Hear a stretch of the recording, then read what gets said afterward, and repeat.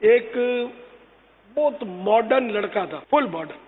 اس نے مطلب یا آیا ہوگا باب المدینہ، اس کے ایک دوست نے اس کے سامان میں ایک کیسٹ ڈال دیا، نمازی ڈاکو. تو وہ سری لنکا چلا گیا.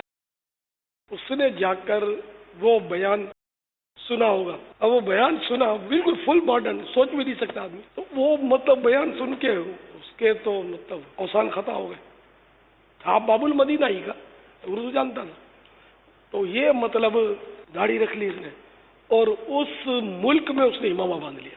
آخر کار وہ وقت آیا کہ وہ وہاں کا ذمہ دار بن گیا. پھر وہ وقت آیا کہ میری حاضری ہوئی کولمبو میں، تو میرا قیام اسی کے گھر پہ ہوا. بڑی خدمت کی اس نے. اب وہ دنیا سے رخصت ہو گیا. اب اس کے بیٹے وہاں ذمہ داران ہیں، داڑھی امامے والے. تو وہ ایک کیسٹ نے، نمازی ڈاکو، اس کیسٹ نے اس کی کایا پلٹ دی.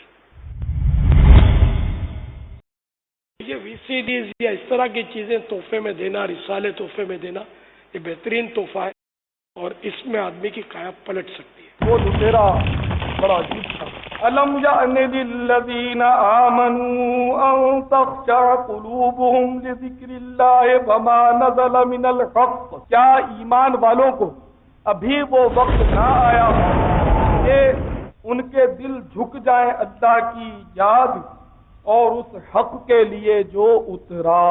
بس اس قرآن کی آیت کا سننا تھا کہ اس کو ایسا محسوس ہوا جیسے اس کے دل پر کسی نے تیر چلا دیا. اس کی آنکھوں سے بے ساختہ آنسو جاری ہو گئے. وہ لوگ بھی غور کر لیں جو بے نمازی ہیں، جو رمضان کے روزے نہیں رکھتے، جو شرابیں پیتے ہیں، ہیروئن پیتے ہیں. وہ ڈاکو جو تھا وہ تو کام ہے بے نمازی لیکن جینٹل مین. لیکن ہائے قسمت، ان الصلاۃ تنہی عن الفحشاء والمنکر، بے شک نماز بے حیائی اور برائی کے کاموں سے روکتی ہے.